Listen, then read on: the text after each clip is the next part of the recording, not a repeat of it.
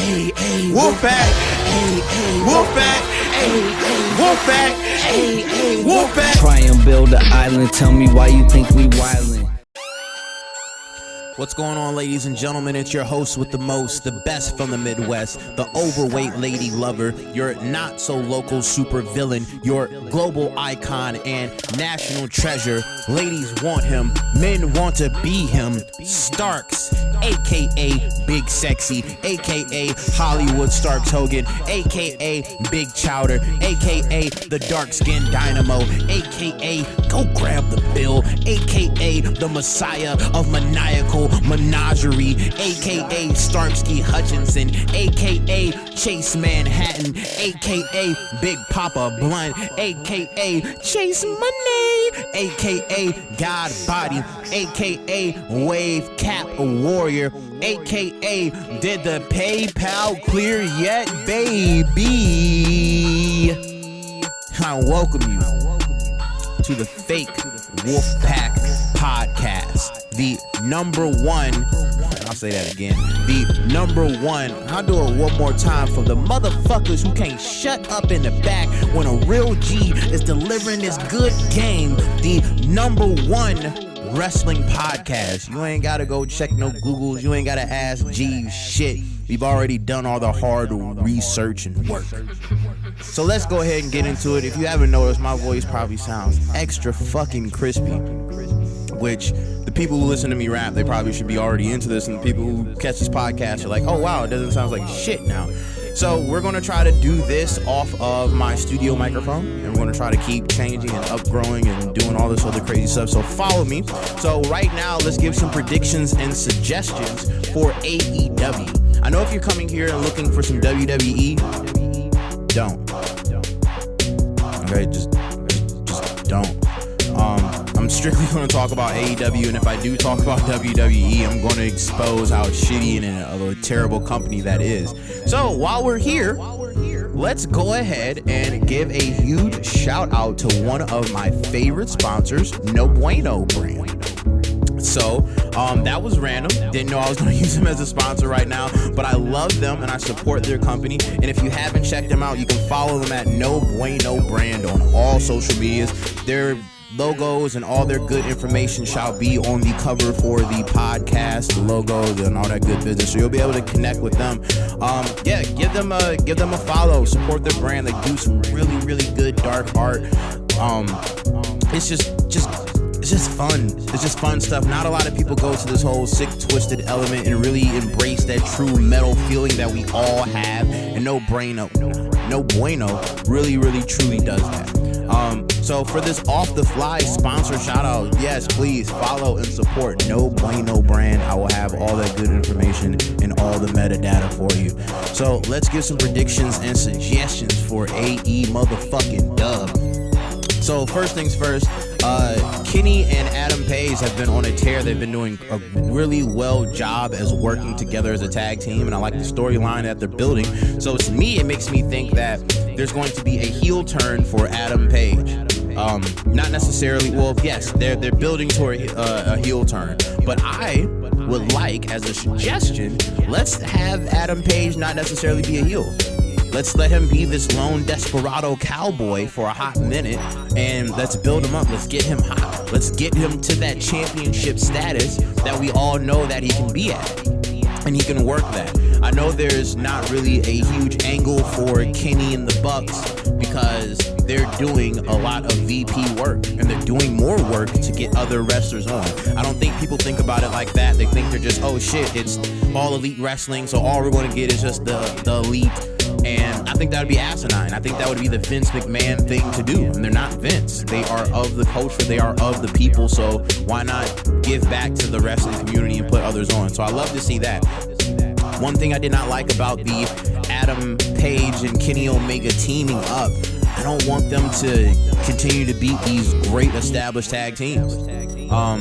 They beat Private Party last week, and this week they came in and won the Battle Royale. I won't say Battle Royale, but the Fatal 4-Way with all the tag teams. Impressive showing, really good match, really good everything going into it. I know people go into and say it's a spot fest and da-da-da-da, but we're used to one particular thing, and this is the alternative. This is what's been going on in the indies for so long, for the better part of 10 years, so why not bring it to the main front? So it's going to take some getting used to, but they are working it out. They're working out the kinks, and they're putting on amazing shows with it.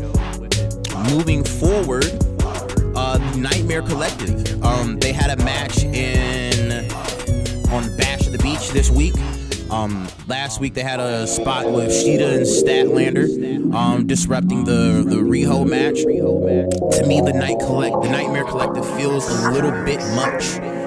So I think they just need to dial it in. Let's do some more creative work with Brandy and Dr. Luther. Let them talk. Let them direct things. Mel was very impressive in the ring. She was a spectacle to see. And I know people hate on Brandy. She was a replacement for Awesome Kong. And I'm on that side of the fence of where I don't think Brandy should wrestle so much. I think she does an amazing job as a valet, as a promoter, as just a spice to add things to the match. She has a really good eye for those things and the spots. You go look at the Cody spots, the work that she did with Flip Gordon. Just great. She's really, really good at that. And I'm not trying to diminish her and say like, hey, get back in the kitchen, lady. But I think, taking some time to hone her craft would be wise. Maybe give her some more matches on Dark or do some things like that to help correct what has been going on. But regardless, the Nightmare Collective, I think they need to dial it in a little bit more. It's all over the place. We don't know why hair is being collected or anything like that, but they continue to do it, so maybe some explanations for it. While we're on the talk of factions, let's talk about the Dark Order. Fucking amazing. I don't have any gripes. I don't have anything negative to say. I love their promos. They're very cinematic. I know people were mad about the enhancement talent not throwing proper punches on Dustin in some spot. Blah, blah, blah, blah, blah. Yo, man, look, shit happens. Not everything is going to be perfect. There are imperfections in the fucking Mona Lisa. So let's not be mad at one bad spot from a fucking jobber. Come on, people. Regardless, yes, the Dark Order, wonderful faction. Inner Circle, that is what you want to see from some bad guys. That is NWO 2.0. It's amazing to see what Jericho does. I'm really happy that some of the guys are starting to pick up more wins. I would love to see Jake Hager versus Mox.